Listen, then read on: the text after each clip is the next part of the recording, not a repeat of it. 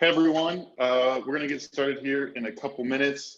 People are filing into the webinar, so we'll get started here in just a couple minutes. Questions? Just hit the Q&A button here in Zoom, and feel free to send any questions if they're relevant to what I'm covering at the time.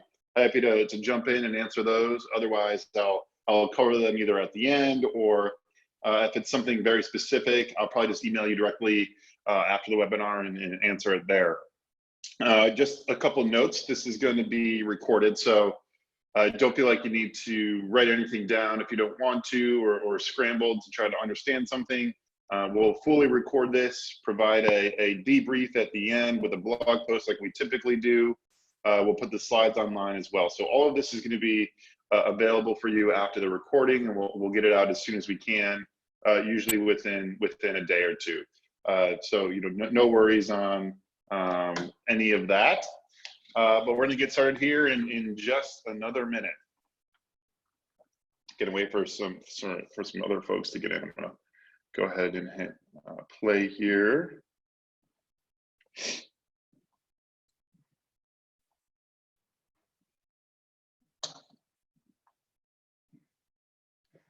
Great, just a couple more people coming in.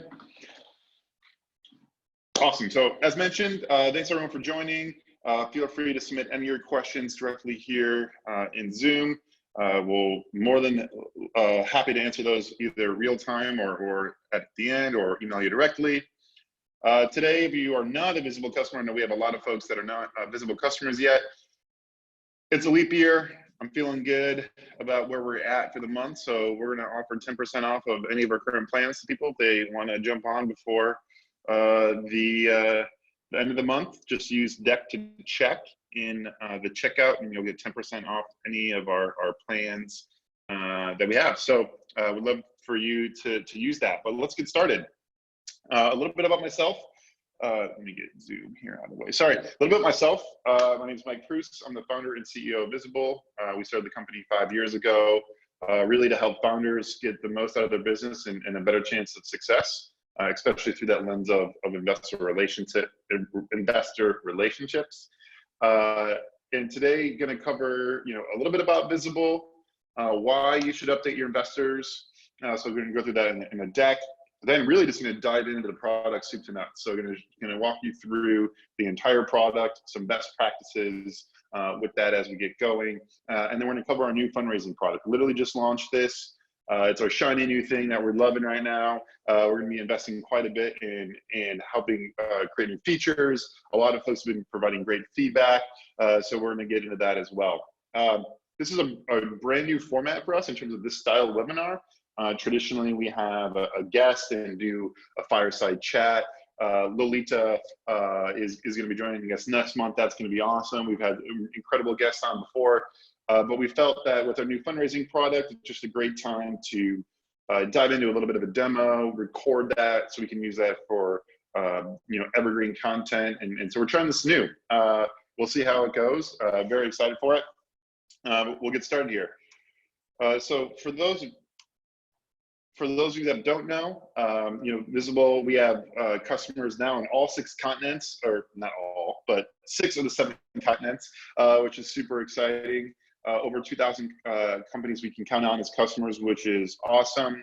Over the past 12 months, our customers have raised $1.5 billion in follow-on funding. So since they started using Visible to where they are now, over $1.5 billion, which is really, really cool stat that we're really, really proud of. Had to update this. The last time I gave this version of this presentation, we were at 520 million. So really cool to see our growth and knowing that this is a problem that's not just like the Valley, right, or San Francisco. This is a problem that's all over the world, and we have customers all over the world. And actually, a lot of our customers aren't in the Valley, which is something we're really proud of too. So that's a little bit about Visible and our customers. A lot of you hopefully have seen the Founders Board and registered through Visible through the Founders Board. It's a blog that we take also a lot of pride in. And we curate content. We send out a weekly newsletter. It's its own brand. if you go to /blog on Visible, we'd love to have you subscribe if you're not yet. It does not sell Visible at all. This is purely a resource for founders, built by founders with content that we think is best for you. So we do not advertise anything about Visible or our product or offering, but really just a place where hopefully you can find a little bit of value. So if you haven't subscribed yet, we'd love to have you. It goes out every Thursday, and then content is always being added to the Founders Board in our blog. Just kind of level set and start talking about investor updates and why they're important. I'm going to walk through a couple slides, a quick story, and then we'll get into the product, and then we'll wrap back with this idea. But Dharmesh Shah, he's the founder of HubSpot. He's got one of my favorite quotes, which in relation to the kind of investor relationships, which is the CEO is the investor's user interface into the business, right? It's that conduit of you're the CEO, you're in this every day, and how do I relay information back to my investors, and what does that look like? And I really love that quote from Dharmesh. But I'm just gonna start with a quick story. So we have Sarah and Mark here. They're both founders. They've both raised the same amount of money, $2 million from the same lead investor. And like most startups, both are going okay. They're not absolutely killing it and crushing it, and they're also not dead, right? They're kind of figuring things out, growing a little bit over time here. They're both going okay. So they had the same kind of KPI growth where skyrocketed early and naturally kind of figuring things out each month. And meanwhile, right, they're burning cash. So they're both burning cash over time, and the bank account's getting low. And Mark, his cadence was like investor update. In March, he's like, we doubled user growth. And then in April, they didn't double user growth. And so Mark felt that he had no good news to share, and goes kind of dark. All of a sudden, October comes around, and he goes, hey, we're out of money. We need more from our current investors.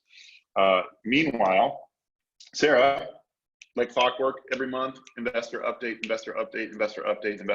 whether it's good or bad news, providing that data and interface into the business for those investors. And so my question that I'm going to ask you is, like, who do you think is more likely to get that follow-on funding or that check, right? Because if you're not emailing your seed investors for a year and you need a bridge, that's super suboptimal. Jason Lumpkin tweeted this from SaaStr, and I think that's spot on, right? Because investors only have so much capital reserved for follow-on or helping bridge companies, and who are they more likely to do that with? Sarah, who she's been a steady rock this entire time, or Mark, who hasn't really been able to provide that level of information. And so that's why we built Visible. We want to give founders a better chance of success. So I'm going to exit this here, and we're going to get into the product. So some of you that are current customers, hopefully you might learn a thing or two that you didn't already know. For new folks that are not customers, welcome. Excited to have you on. But I'm just going to start with Visible and open up our application as if I was a brand new trialer. So someone who has not used Visible, I'm a founder, CEO, finance person at this company. I have a blank slate. And we're just going to get started here. And we've broken down the application in a couple core different parts. We have the home section. This is where you will be kind of managing or seeing everything that's happening in the account. So as you send your first update, you'll see an activity log of more like a Facebook or Twitter feed of your investor relationships. We'll have some quick actions to get you started with different templates if you want. Then we have the update section. This is where I'm going to craft my updates and get started with those. We have the new fundraising section, which we'll cover. Then we have metrics and dashboards, which is how I can get some of my KPIs into Visible. And we'll talk about best practices there as it comes to that. One thing I am going to do, because I can't remember if I'm sharing my correct screen, is I'm just going to restart my screen here and just share everything.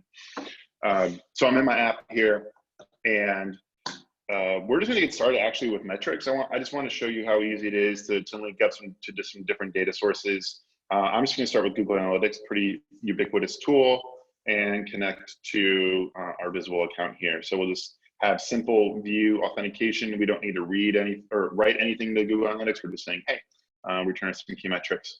You'll be able to select the profile. I'm going to select our marketing website here, and pull in just page views for this demo. And let me get Zoom out of the way again and hit save.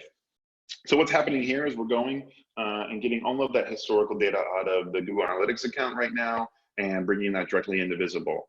So you can see that we just synced page views for the past years. If I look in here, you can see I have all of my page views data. I'm gonna go back to metrics and click new data source, and I'm gonna connect to Xero, popular cloud accounting platform. They just have a nice developer sandbox, which is why I'm using it. But we can also use QuickBooks online as well. Xero, what's going to happen here is they're going to say, hey, here are all your different financial metrics and statements, and I'm just going to cherry pick a couple items like revenue and gross profit and maybe total expenses. With Xero, we actually pull in the entire chart of accounts. Same thing with QuickBooks Online. So you can see all my different accounts here. If I click down, you can even start filtering things by a tracking category. So maybe a region for total expenses. I just want all my West Coast expenses, for example. Same thing, I'll hit save. We're gonna go query all that historical data out of the account and bring that into Visible. While that's happening, I'm just gonna do one more. For the purpose of this demo, Google Sheets, definitely our most popular integration. And when I connect to Google Sheets, this is going to provide back a list of sheets I have access to. We'll connect to a workbook and a tab and bring that in. Since it's customizable, we do have some best practices and a whole getting started 101 guide. I'll make sure to include that in a wrap-up post for that. So I'm just going to select my demo KPI workbook here, and this will expose a list of the different applications, or sorry, of the different sheets, and ask me for a couple parameters. So you can see here, I'm in my recurring revenue workbook. And we have different templates, by the way. So this is not just SaaS, but if you are e-commerce or something else, we have different Google Sheets templates. I'll make sure to include those. But in this scenario here, I am going to include this recurring revenue workbook. And with this workbook, my dates are in row 1 and metrics are in column A. It can be any date format. It doesn't have to be a US date format. As long as Google says, hey, this is a date, we can intelligently bring that in and sync the data. So in this case, I'm going to say recurring revenue, 1 and A were my respective column and row, and bring that in. What's really cool about any of the different integrations we offer is once you connect them, we sync that data every night. So changes will bring in automatically, so you don't have to worry about connecting or syncing again. We'll do that all for you. And let's say I'm in a workbook like Google Sheet here, and I'm just going to add in a column. And I'm going to add in a column to the right here. And I'm just going to sync a couple metrics. I'm going to go back. So this is not just for Google Sheets, but anything, if you want to bring in any changes, all you do is click the little refresh icon here. We'll bring those changes directly into Visible, and we will bring those in. So those just synced again. So if I click new MRR, for example, you can see that March was nicely just brought in from that integration. So those are some of the different integrations we offer. You even can use our own API. We have an integration with Zapier, and then everything from even just creating your own user-provided metric, we can do that as well. We have also a formula builder, which is really cool, where I can manipulate data across different data sources. So if I wanted to take sales and marketing expense, for example, from QuickBooks and new customers from HubSpot, we can get customer acquisition costs. So you're able to manipulate data across the portfolio. I'm going to switch over now from metrics and head on over to my different dashboards so I can start charting some of this data and do that. So I go over to my dashboard. I'm going to click create chart here. And let's just start with page views from our marketing website. So you can see this is actual data from our marketing website. So you can see our page views over time. And with any of the metrics, when you click down, you can change the color around with any of them. We calculate things automatically for you, like rolling averages. If you wanted to show an average over time, you can do that, or even just the average. I could also do that for 6 months instead. I could show things like the yearly changes and all that good stuff. So super easy to kind of customize exactly what you want on these charts. But then you can add on as many metrics as you want and across different data sources.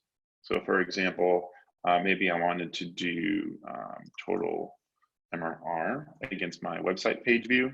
Great, total MRR, and when I click down, I can say chart this on a separate axis. So now I have total MRR on one axis and my page views on another. I'm gonna go ahead and change that color and how that looks. And one of the other things about the chart builder that's really cool is you can actually click on any of the dates and annotate. So for example, December, you can see that dip. Well, this is, for us, expected seasonality. And so I can just comment on that. So really helpful context, especially when you're sharing with team or investors about that. When I go to options here, this is where I can retitle this, marketing versus sales or something like that. And then there's a lot of options here in terms of how I can customize this even more. So since February is not over yet, I might want to chart this to the most recent previous period. So great, I'm showing data just to January, but then maybe I also just want the last 6 months of data, so I can show that as well. So you can customize the periods here. We also will aggregate things for you on a daily, weekly, quarterly, or annually basis. So for example, page views, we're actually getting that daily from Google Analytics. You can actually see my daily trend of page views here. So you could even show that if you wanted. We have a lot of different chart types as well. So everything from line charts to area charts, pie charts, what have you. So you can really customize exactly how you want your charts to work. I'm gonna hit save and add this to a dashboard. We also support tables. So if you wanted to do a table and let's just say I wanted to do new MRR, expansion MRR, contracted, and total. I can put those onto a chart. I can come in and say, show me the last 6 months of data, and I'll stripe these rows so we have a little context and call this MRR movements. And I can add this in. I can rearrange my dashboard. So if you click this drop down, there's some options here. So one of those is rearrange. I'm gonna go ahead and add this table, put this across, hit save. I'm gonna do one more quick chart. I'm gonna use gross profit coming from 0, and I'm gonna make that a numbered chart and from the previous period. Great, so I have gross profit now on my dashboard as well. I'm gonna quickly rearrange and drag this guy up here. I'm gonna hit save. So very easy to build out charts and put that together. The other item here is for dashboards, you can have as many dashboards as you want. So maybe I want to come in and create a new one, and I'll call this marketing KPI and add that in. So I can save in a new dashboard and maybe just come in here real quick. And again, I'll just put a new chart together and save that. So you can create as many dashboards as you want. You can drag them and drop them around. I find dashboards most useful for a couple of things. One, I like to think of them as assets or folders for different charts I might want to use for my investor communication. And the other is using them to maybe share with people that are currently investors or my team. So with any of these different dashboards, you can share these out and provide access to just that dashboard through an email. So if I say, great, share this with Mike at visible.vc, I'm going to share this with Mike, and so he'll have access just to this general dashboard. So super easy to get started here. I'm going to flip over now to updates. And one of the things I want to mention about updates is we have an entire template library that you can use.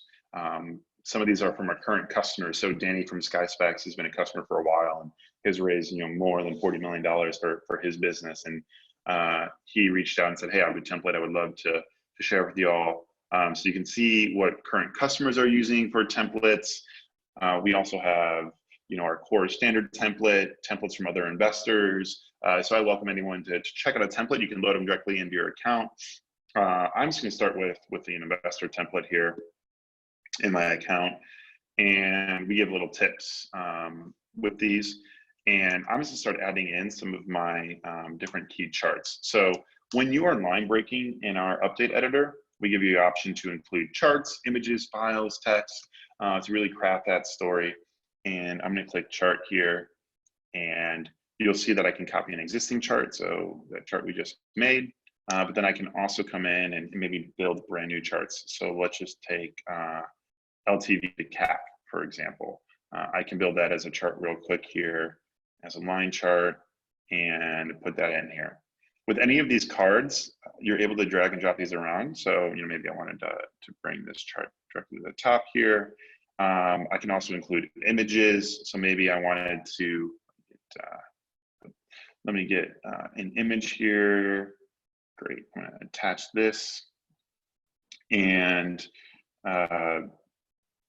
bring this directly into my visible account. And, again, drag and drop these around. So you can come in here and completely customize exactly how you want this to look. We have a lot of templates, so I won't get into too much of that content. I will switch over though to the presentation here and talk briefly through a couple things as it relates to, I think, best practices for investor updates, regardless of the type of business.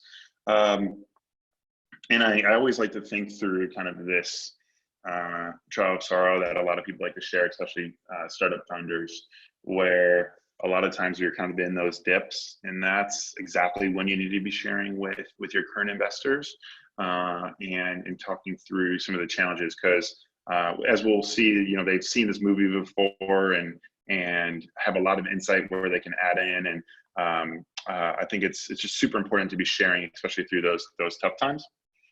And leveraging them for guidance, success, and things like that.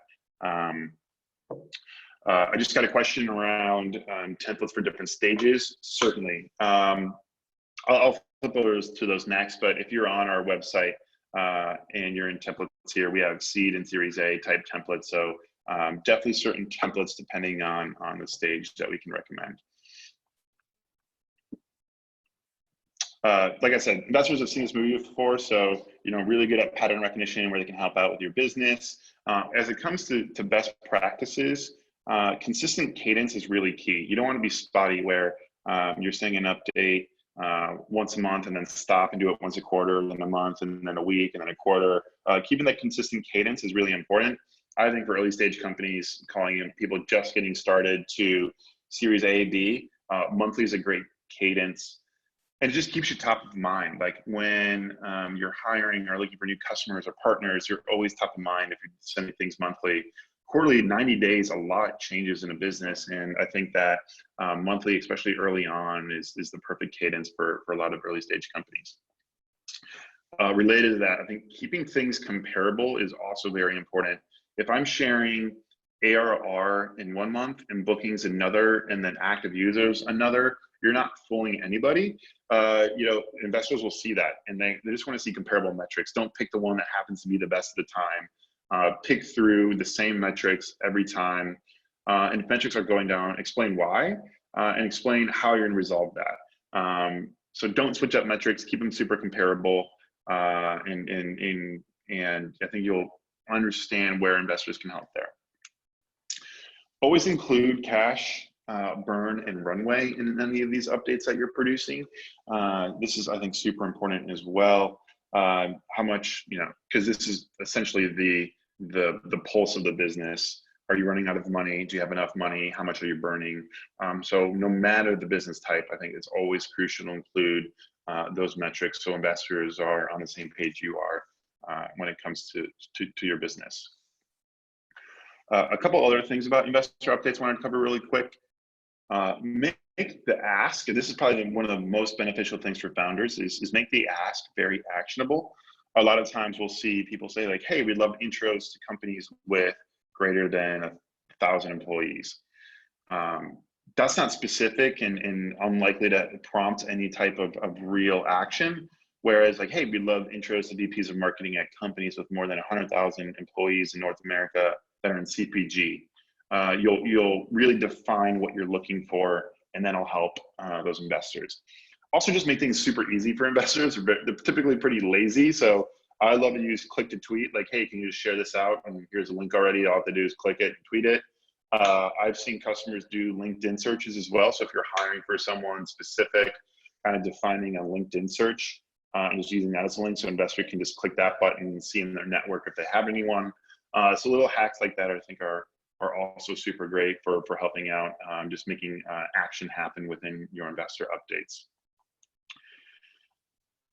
People also ask a lot, like, how much should I share? What's the right amount? This is from our own kind of benchmark data. On average, customers are sharing 4 charts. So, anywhere from 4 to 10 KPIs. It's not, over 50 charts and different data points. It's, typically your financial metrics of the health there, and a couple of key metrics of your business and what really makes you tick and what you're benchmarking yourself on. So, it's, I think 4 charts is perfect. It's going to give the right amount of clarity to the investor. They can always reply back and you can dig in a little bit more. But a lot of times less is more when it comes to investor updates. And then you can see kind of popular times of the week here in terms of when people are sending updates. I think this is totally your preference.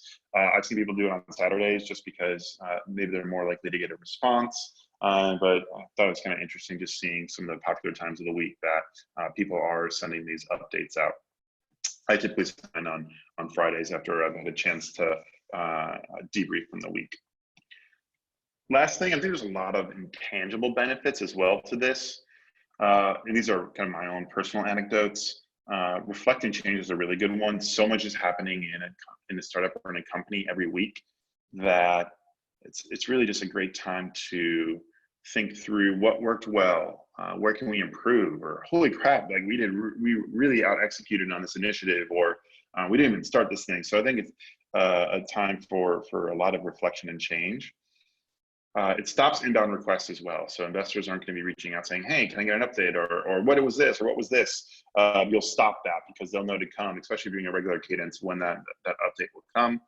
And then finally, it's really a sign of an engaged entrepreneur, that you're a good steward of that capital, that you take this seriously, and you'll be top of mind. So I think those are some of the other intangibles. And so just wanted to cover that as we're thinking about some of the different updates that you might be producing in Visible.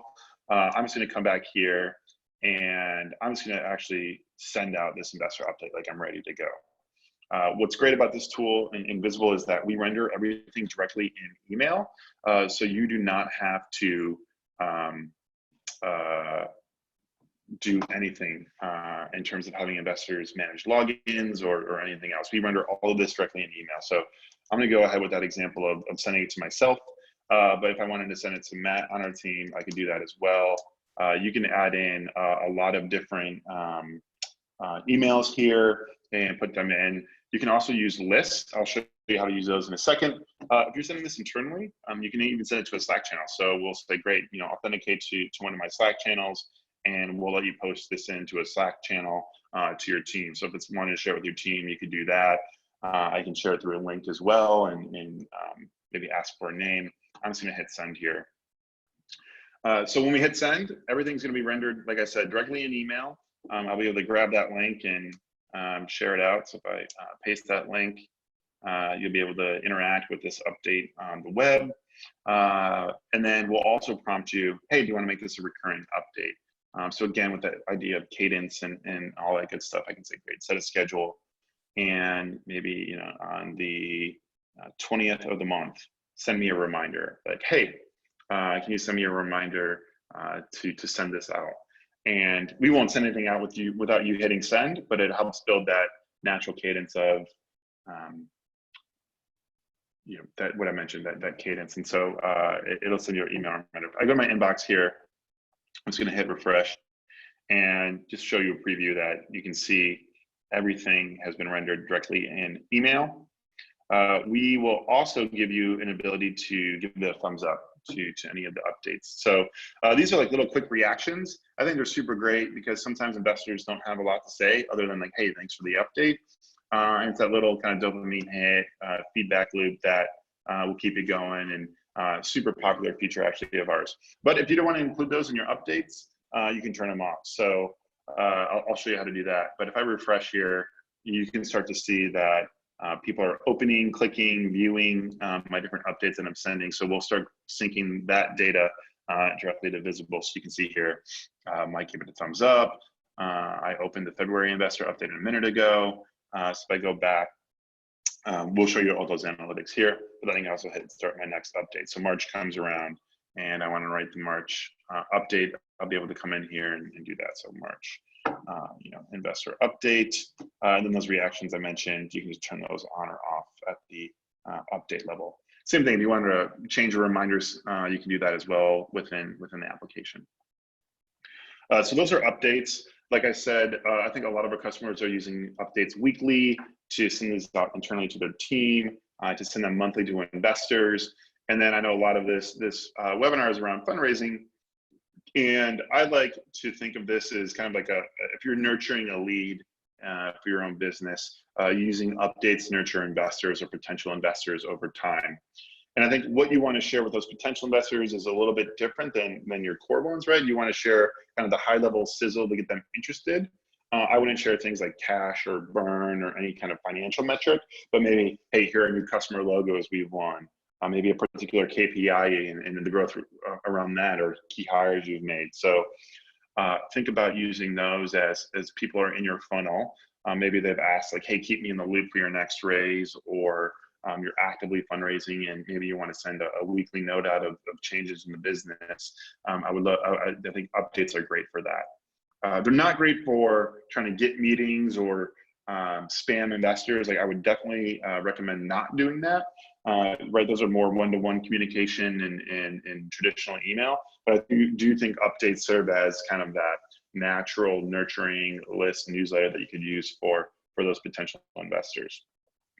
We're going to wrap up here with the new fundraising product we just built and how this all kind of integrates and is connected together.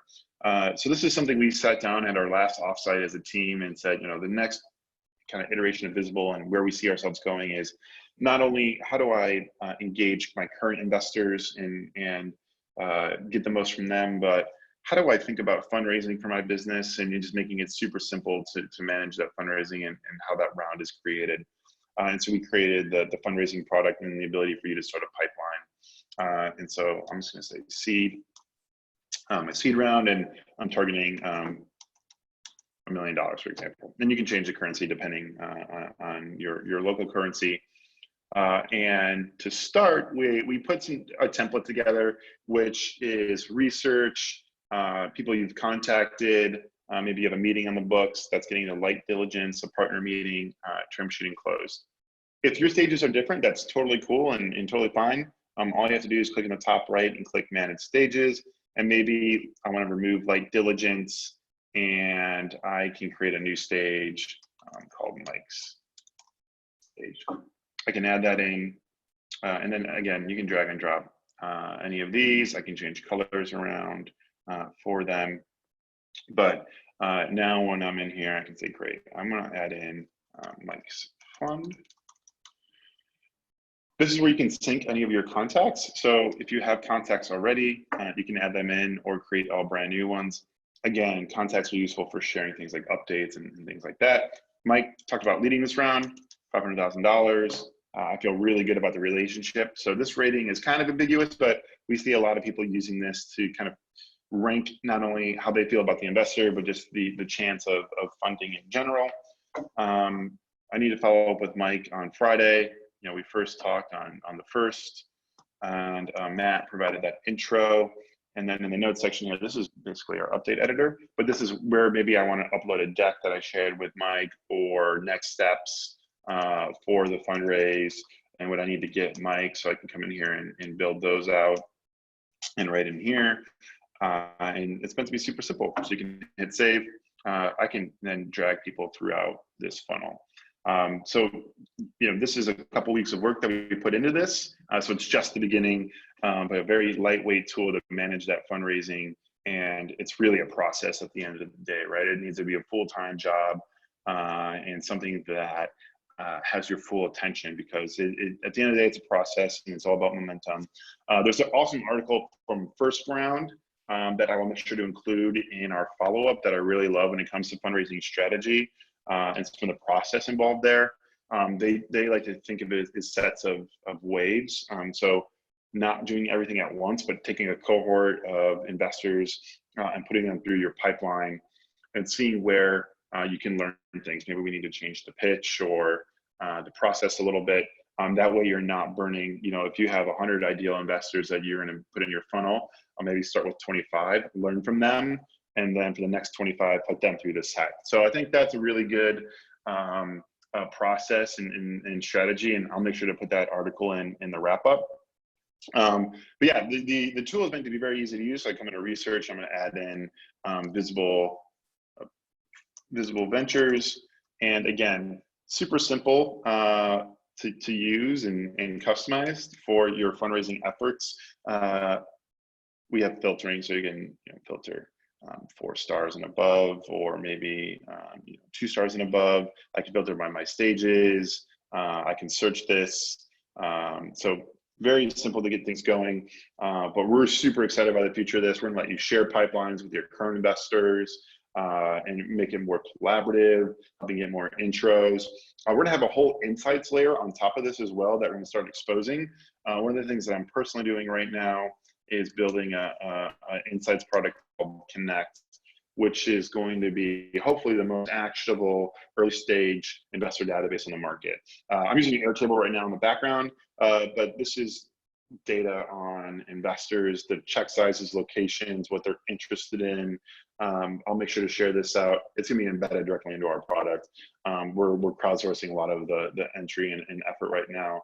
But you'll be able to come in here and sort and filter and see this by different regions, stages, business models. And so we want to give founders this tool of like, who do I need to build relationships with? This will be integrated with our Connect product, but something super exciting. You can see we have people working in here right now. So we're working with a lot of folks to make this something super valuable for founders. The last thing I'll mention with contacts, I forgot that we didn't cover this.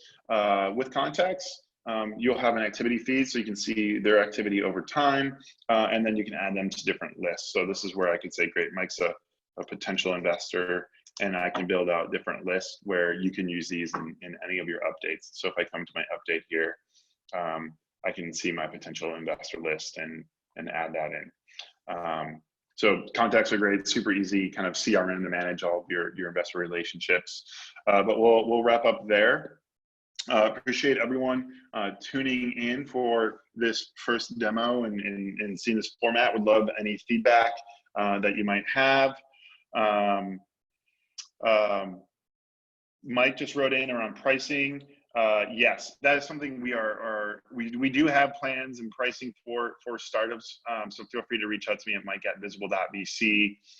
We're constantly thinking about how we can offer this to super early stage folks, or even a freemium model, maybe just a fundraising CRM for free. Would love to find something that works for you and share some things we're thinking about. So Mike, I would love to have you email me with that.